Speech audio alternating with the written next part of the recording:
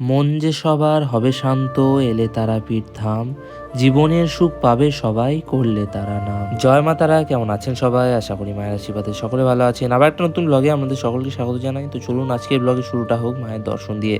আর এই হচ্ছে আমাদের জগৎ জননী, আনন্দময়ী, শিলাময়ী মা, উগ্রতারা। মায়ের ভালোভাবে দর্শন করুন, নিজেদের মনের কামনা বাসনা মায়ের কাছে জানান। মায়ের কাছে কামনাই করি আপনাদের সকলের মনস্কামনা মা পূর্ণ করুক। এবং আপনাদের কাছে অনুরোধ করব, ভিডিওটা আপনার পরিবার পরিজনের সাথে শেয়ার করুন, যাতে তারাও বাড়িতে বসে মায়ের এই অপূর্ব রূপে দর্শন করতে পারে। আজকে সকালে তন্ময়দা তার ফ্যামিলির সাথে মায়ের কাছে পুজো দেওয়ার জন্য এসেছিল। খুব সুন্দরভাবে তাদের দর্শন এবং পুজো সম্পন্ন হলো ফাঁকায় ফাঁকায়। এখন বাজে সকাল 9টা। যেমনটা আপনারা ভিডিওর মাধ্যমে দেখতে পাচ্ছেন, মন্দিরে তেমন মানুষের সমাগম নেই। কিছু ভক্ত এসেছে মায়ের কাছে পুজো দেওয়ার জন্য।